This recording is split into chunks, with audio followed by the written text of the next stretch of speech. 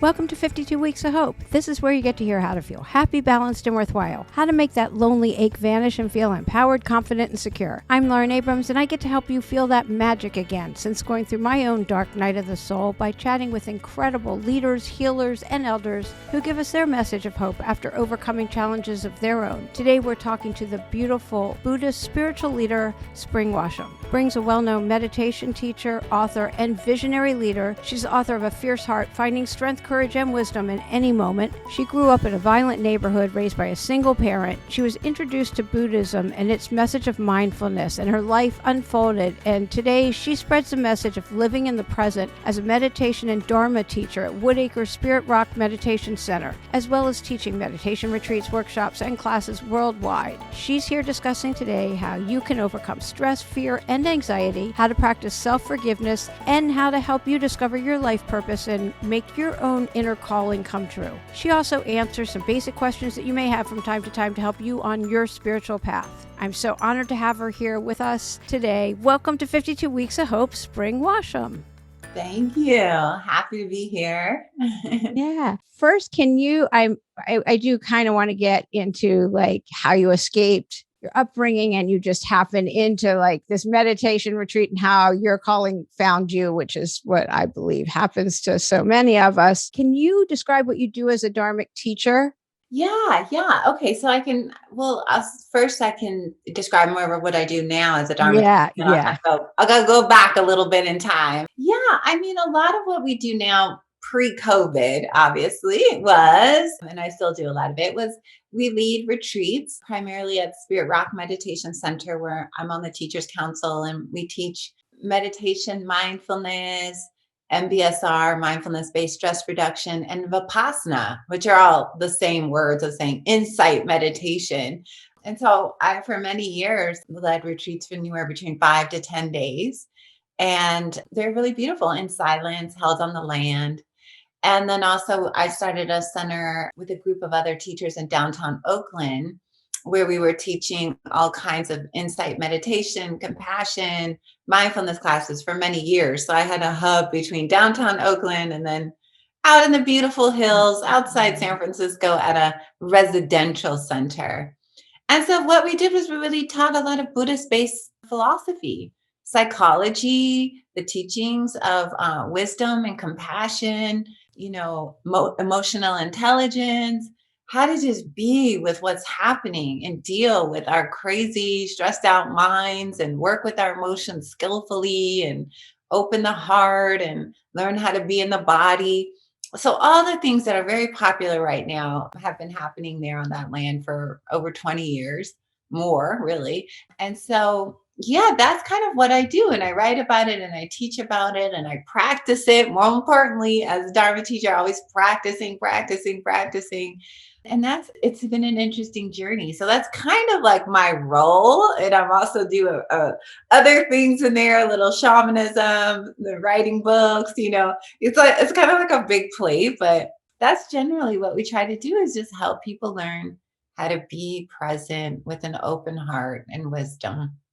Yeah. Part of my daily morning practice is to have an open heart and an open mind. That's in its simplest form. Yeah. As part of my meditation. I don't think my friends are sick of me, but anyway, that is part of my morning mantra. And how did you start out in this? Yeah, so I grew up in East Long Beach, and it was all this chaos right on the Compton border. And, it's kind of like that classic, it was almost archetypal, like against the odds, and the mom who can't deal with children and the father who leaves and there's no money. And, it's like all these hindrances and obstacles and difficulties, right? And I honestly just look at it as such a profound teaching. Yeah, it breaks one's heart to experience that. But what happened when I was a teenager, I actually had to move out of my mother's house. She married a very violent partner at some stage. And so as I was sort of going out onto my own and living with friends and family members and different things, I got very interested in psychology. The first step was, it was kind of like the New Thought movement captured me. And I remember I was 16, 17 going to Agape in a church in LA. For those of you who are in Los Angeles, the Spiritual Center, Reverend Michael Beckwith. I got really involved in that, just trying to understand my mind. It's funny. I always knew there was something wrong with my thinking and the way other people were thinking. I was like, there's something our thinking. We have problems with our thinking, So as really young, rather you just call it this, innate sense of your path and your dharma already. I was very drawn early to living a spiritually based life. I resonated. So I read and read, and then it led me as I got older to studying meditation in a Hindu tradition. And then I fell upon insight meditation and just showed up out of the blue and ended up meeting Jack Kornfield, a Buddhist based teacher. And it all opened from there. It's like I found what I was looking for, and I just entered that path and never really got off of that. It's so interesting because one of my trips to Bali, I met a 17-year-old, and her senior year, she lived with me and my kids, my family. I thought, oh, she's going to be such a good, my kids, it's all going to rub off on them, but it doesn't. If that's your ilk, I can't think of the right verbiage at the moment, but then that's who and what you are. Yeah, I've never been able to rub off on my mother. Yeah. It feels like whatever, No. It's been years. So I realize it's just innate in the person's heart. You just have this knowing of who you are, but you have to work through everything to kind of get it. Yeah. Come into full balance and walk your path, all Right. the extra traumas and all the things that happen along the way just become kind of, they're the rocks in the path that we climb, and they do give us a sense of resiliency.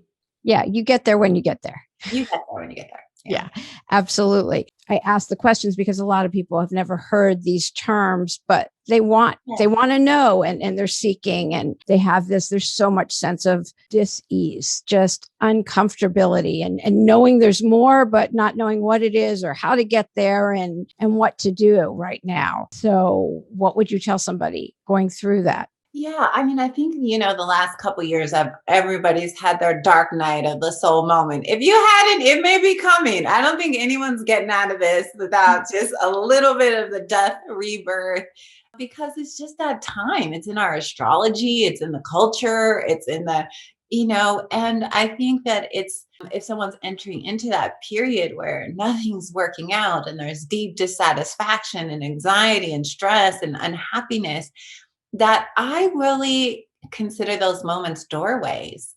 I always say our unhappiness is a heavenly messenger. Don't miss it, right? Because when things aren't working, or it means that the road that we're on isn't really the right path. It's a pivot moment, right? Where we find higher ground.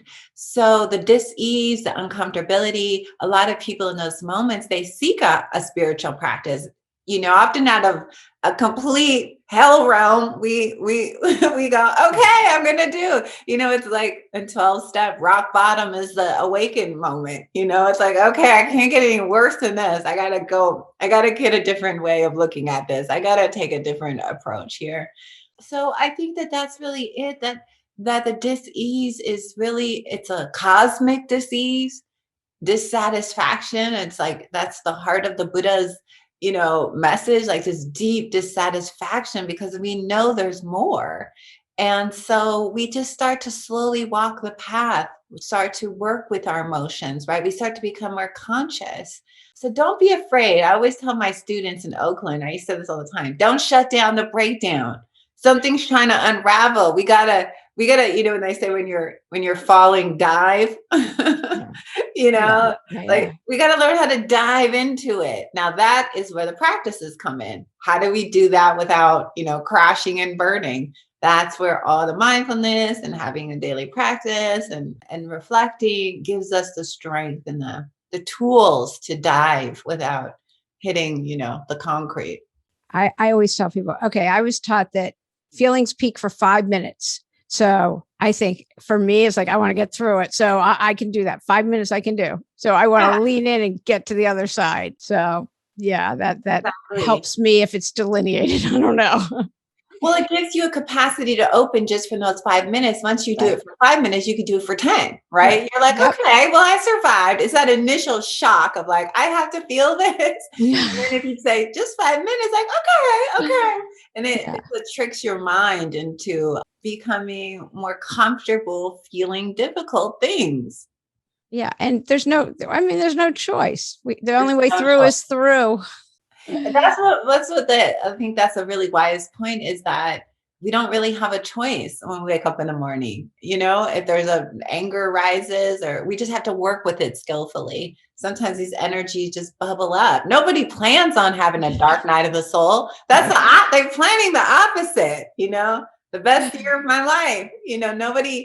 Nobody sets out for that. So it just happens. It's just causes and conditions. Yeah. And well, the Woodacre Spirit Rock Meditation Center. I mean, that's the place with all the woods and the right. It just looks Yeah. so phenomenal there.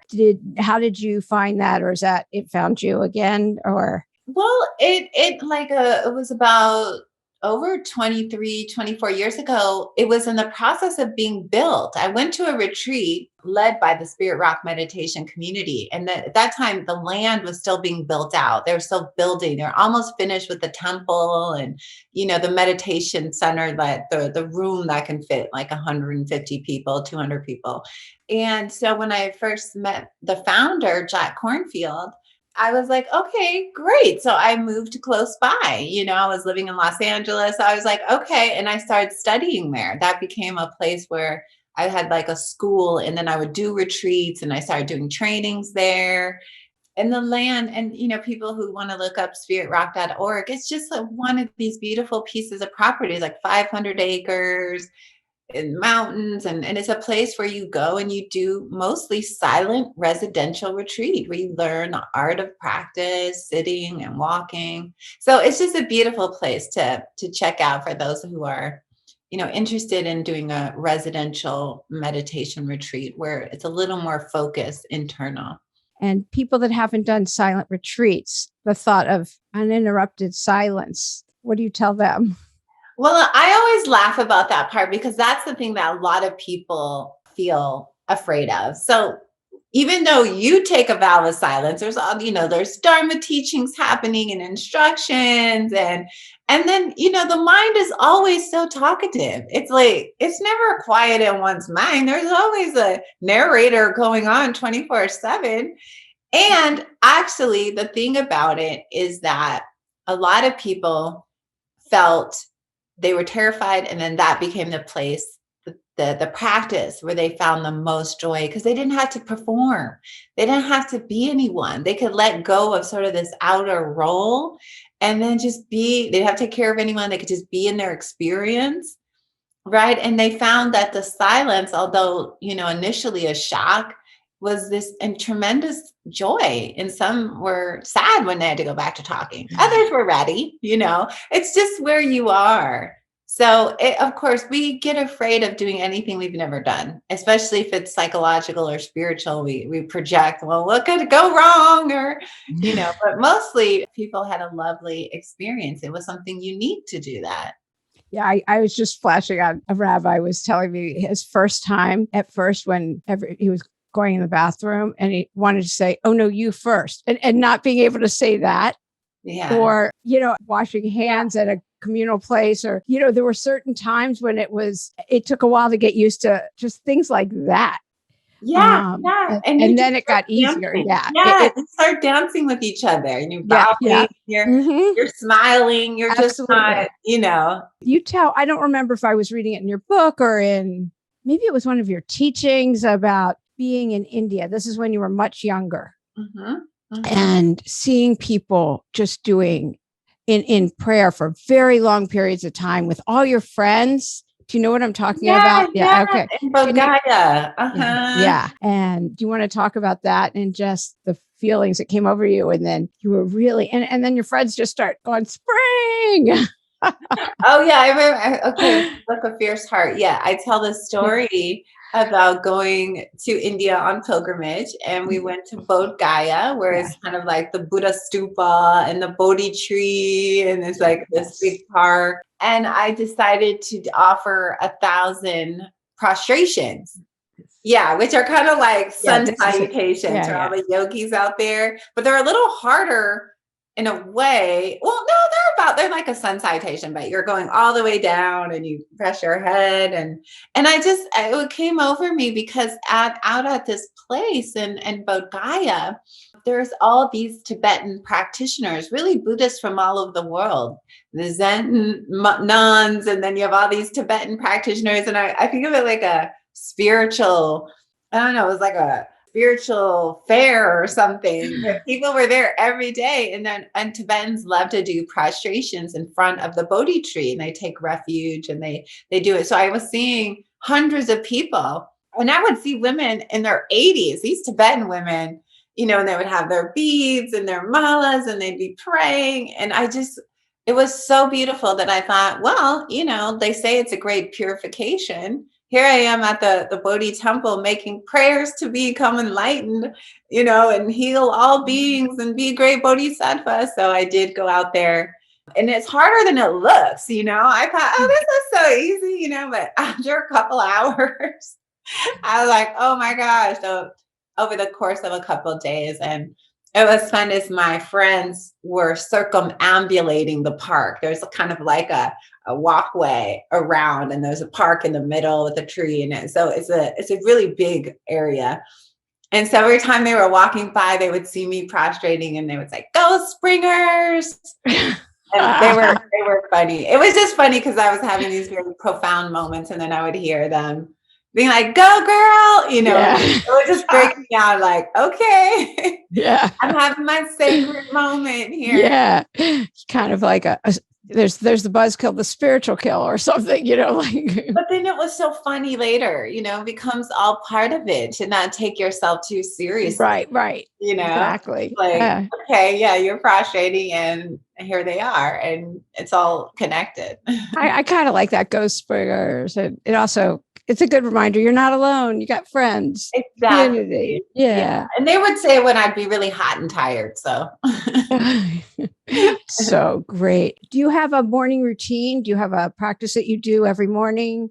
yeah, usually I try to get up and I try to have a sense of finding stillness. Lately, my practice has really involved being outside and sitting outside and walking outside and just finding that stillness. So in the morning, I'll do a short practice, and then I like to do a little bit more in the afternoon. I'll do like a walking and a movement. So sometimes mornings hard for me because I tend to jump right into the stream right now. Ideally it's so great to have a morning practice. I mean, I just want to encourage people, but lately my rhythm has been more of like an afternoon and later in the day it's like a pause moment and a reset, almost like I let go and then start again, like mid-afternoon, early evening. I found myself having an accountability partner for the morning meditation. And I gave myself permission to do 10 minutes first thing in the morning. I have to feed the dogs first, though, because even though there's a doggy door, they will act out. I'll say, but so not pick up my phone, not do anything, and just do a 10-minute. And I started doing that. And it's just been so good for me to make sure I do that. Oh, I love I the mean, morning practices. I absolutely think it's the joy. I think every few months we sort of find a different rhythm with timing. yeah, it's just So school will be out soon, although both my kids are here now. So not that teenagers sleep in, so it's not an issue with little kids. Then it was really an issue when they were little to find that being able to meditate again. It was really difficult. It just ebbs and flows. And I wonder, why do people have such a hard time meditating? To me, I equate it to exercise. The two things that make me feel the best are meditation and exercise. Yet, why wouldn't I just be going at it all the time with both? yeah, well, some people are, they have a passion for it. There's definitely a movement, but for a lot of people, it's just so outside of their, to sit quietly and follow the breath. They might have religious feelings about it, or they might just have, they don't understand that sometimes it's a practice that you learn. They imagine you sit down and you feel peace and immediately, there's a lot of kind of misunderstandings about what it is and how it helps. And, we're so mentally, our culture goes so fast that the pause, it's very hard for people to know how to do that. We're very just like a little bit frenetic, our energy, we go. So the idea of turning off is hard at first for people. And so it's not for some people that grow up where that's not a value, they're going against a lot of kind of programming that they already have. Like, no, I just go. I don't stop, and feel. So how do you explain to people what the benefit is? Well, I only really talk to people about the benefits who are genuinely curious. I'm not sort of like a meditation teacher out on the corner trying to make people slow down and be. People hate that, I remember I used to do that with my family. And then I remember a wise teacher said, Spring, you don't have to go around trying, just be a Buddha inside. Just that's all that anyone wants to do. So yeah, when people, I often tell people that the practice itself is an art. It's a training. If you haven't been to the gym your whole life and you go in there and try to lift 50 pounds in 5 minutes of walking in, you're going to hurt yourself probably. You're not going to feel right. So like all things, mindfulness and the developing of mindfulness is like a muscle. It's learning more and more. It's an art to meditation. It's not just instant, instant meditation. No, it's a dance that you're doing and you're learning what it means to be in my body. What does that really mean? Wow. Okay. What does it mean to sit and feel? So I think for people, they need to start out and be patient, which is not a word that people like. Right? This is like, you got to look at like the Zen master's path. You got to, people want instant results, but you can immediately see a difference within a few weeks of practice, but you have to give it that, give it a 30-day period where you practice. And you have to be comfortable working with energies. The two main energies that come are sleepiness and its cousin, restlessness. Or brother, sister, whatever, however you want to refer to it. You have to be comfortable managing energies. 1 minute you're falling asleep, the next minute you want to scream and get up, the next minute you're falling, and so you're learning energy, you're learning how to be. And it's for people who are interested because it sounds so simple, but the effects are so profound. Yeah, absolutely. And that's the mysterious part. How does this help so much? It's like, oh my gosh. So you have to try it for yourself, for people who are really interested, Absolutely. How long do you recommend when someone starts? How long would you say they should start? 5 minutes, 10? Yeah, anywhere between 10 to 15 minutes, I think is really great because, a lot of times people are using apps, which I think are really great in the beginning, Calm app or Insight Timer or 10% Happier. All of these are just, apps designed that are easy to help you get in the unplug. The hardest thing about meditation is actually putting your phone down and sitting on your cushion. Yeah, right. That's the hardest thing to do is just to stop, actually. Yeah. Most time when people sit down and they start to feel, they might actually enjoy it more than they realize, right? They might sit longer. But I would aim at for very beginners. And even if you've been practicing for a long time, you might need like a reboot, 10 to 15 minutes practice, put away all your phone stuff, computer, find a place that's quiet if you can, not everyone can. And you just begin to sit and just feel your breath, feel your body. It's utterly simple, but it's complex because, our minds get involved. So it seems really hard, but actually you're doing something very simple, but that doesn't mean it doesn't have challenge to it. Right. The best thing I was ever told was you can't do it wrong. It's impossible. And people always think they're doing it wrong because they Yeah. have this idea in their head. And that's why I say, okay, first let's get rid of the idea of whatever you believe that should happen or what it could be like. And we just meet the mind where it is. If we're sad, we open to sad. If we're bored, we open to boredom. If we feel lonely, we open to loneliness. If we're afraid, we feel fear. It's about moving through. It's not about trying to escape. And that's a big shift that starts to happen over time. Yeah, absolutely. The benefits are amazing.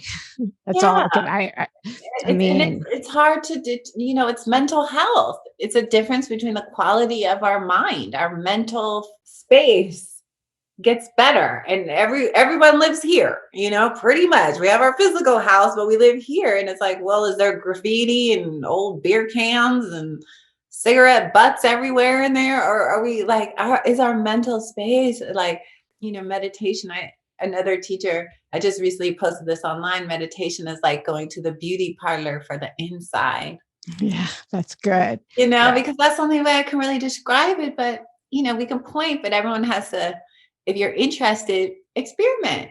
Yeah. Now you do your retreats to Peru. What are those for? What do you do there? So my retreats in Peru are a mix of Buddhist-based wisdom and Amazonian practices where we do shamanic practices. So my retreats are a blend. So we work with shamans and healers and meditation and yoga all in the jungle in Tarapoto, Peru.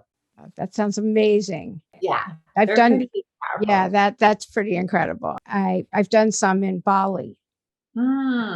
with different healers, but not Peru. So that sounds amazing. Now, when you get stuck and have roadblocks, do you have people you follow? What do you do when you're having a hard time? When I'm having a hard time, yeah, there's always people that I find inspirational. I think, I'm really lucky because I have so many different types of teachers. If I'm blocked in one area, I go to this person. There's not really one teacher who fits all. If I'm blocked in my energy body, I go to this person. If I'm blocked with my writing, I go to this person.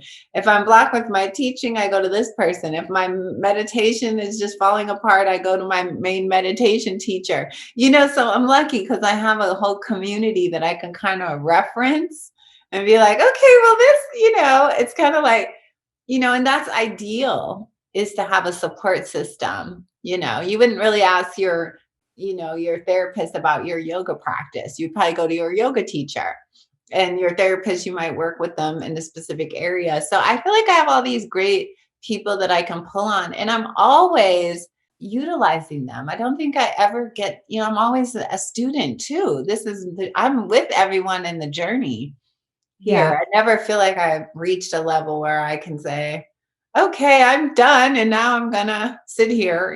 No, I'm engaged. And you're working on a book. You have a book coming out on Harriet Tubman in February. Yes.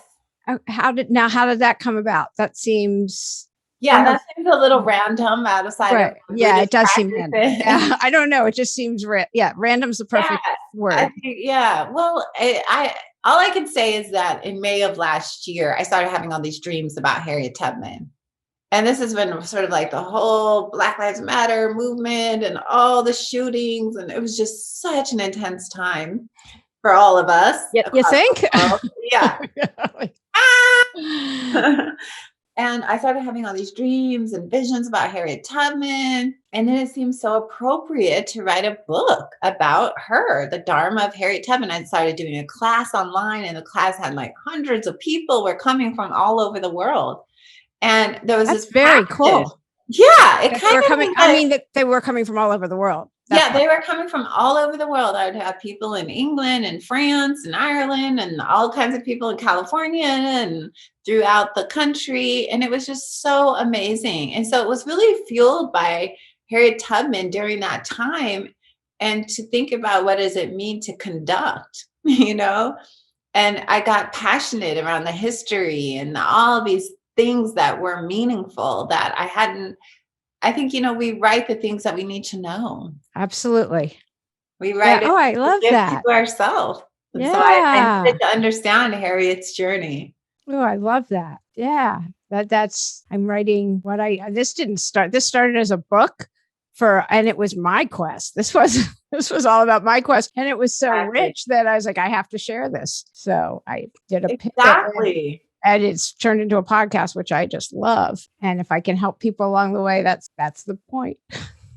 I mean, yeah, that's why we do these things. It's like, because in a way we're all interconnected. So what's healing you is healing us and vice versa.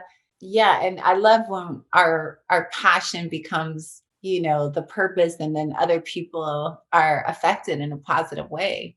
Yeah. That's really what it's all about. Serve. Yeah.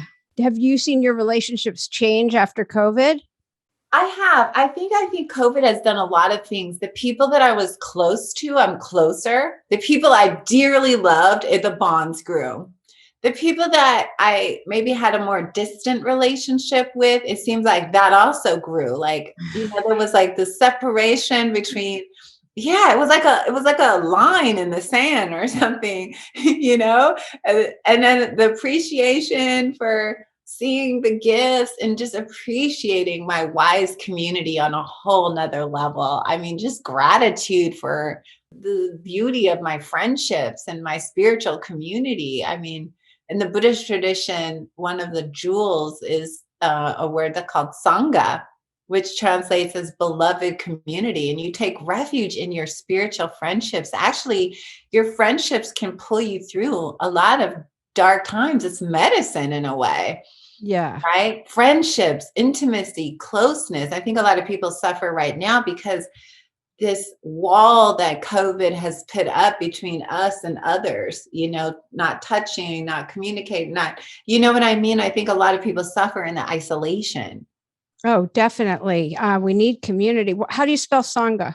Sangha is Sangha.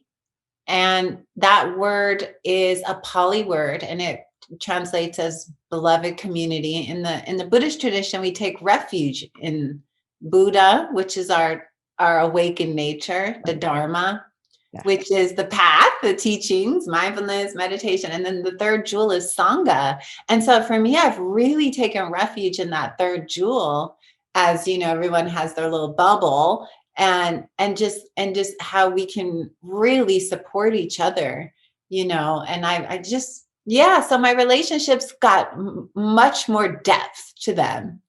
Oh, that's beautiful. I really love that. And well, in the blue zones where people live the longest, it's because of community. That is that. When I say live the longest and the healthiest. Yeah. I mean, you don't want to live long without a quality of life. That's I wouldn't at least. Yeah. So, do you have a message of hope that you would want to give? Yeah, I guess I would say that for people who are coming on, who, as we mentioned at the beginning, who are feeling like the bottom's falling out, like, I don't know what I'm doing or what's happening, because so many people are in this reboot.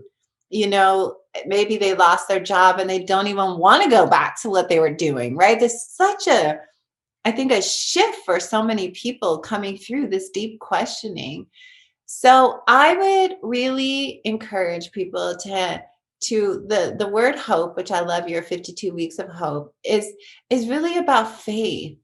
Faith that you will arrive at the destination, and that everything is really happening for us to move to, a higher place, right? To move to who we really are.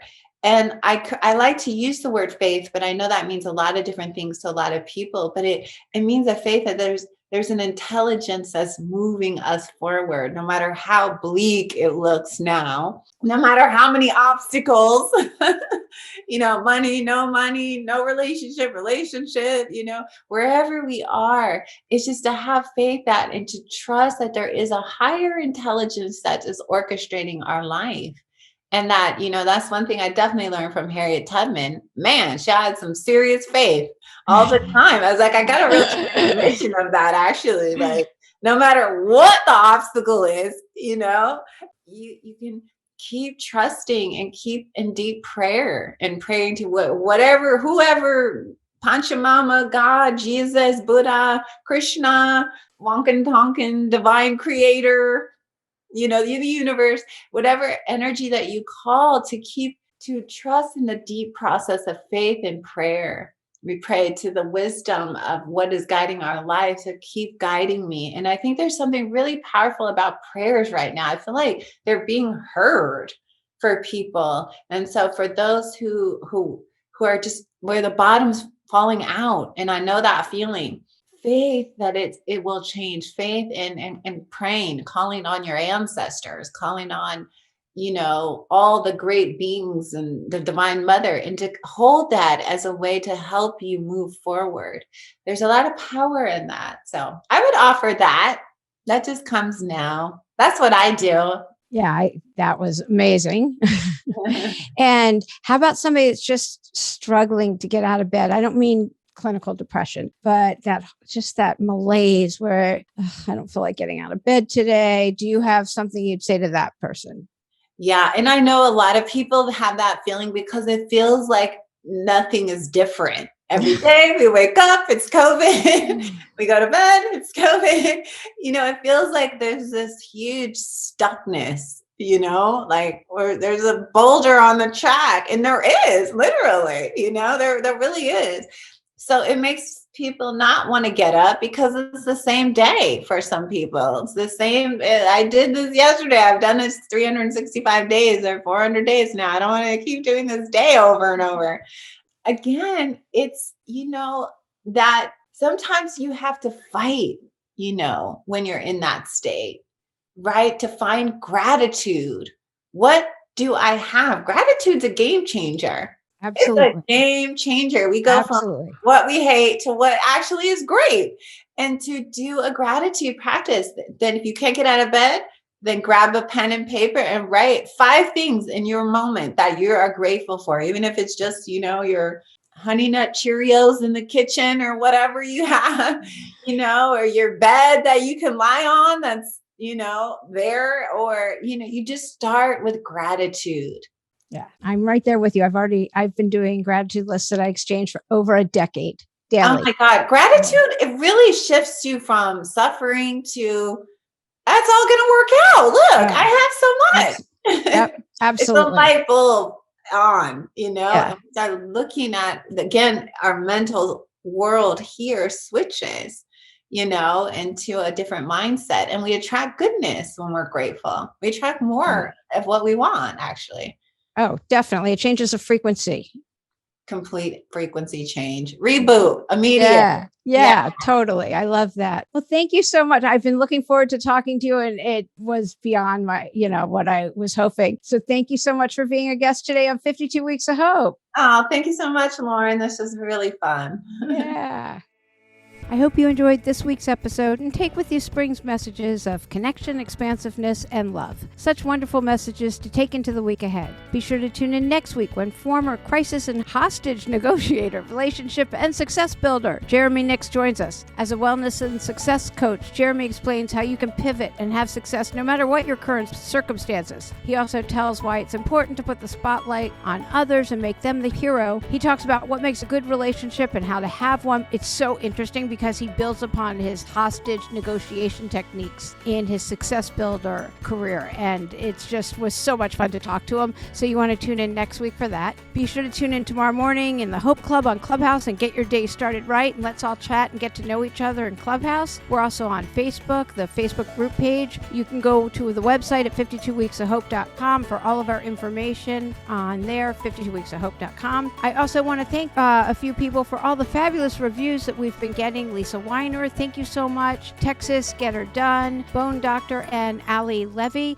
Thank you so much for the fabulous positive reviews. Did you guys love Amberly's episode last week? I just thought it was amazing. You can give me your feedback right there by leaving a review or on the website, 52weeksofhope.com. So please subscribe to the podcast, leave us a positive review, and send us feedback on the website, 52weeksofhope.com. I'm Lauren Abrams. Thanks for listening.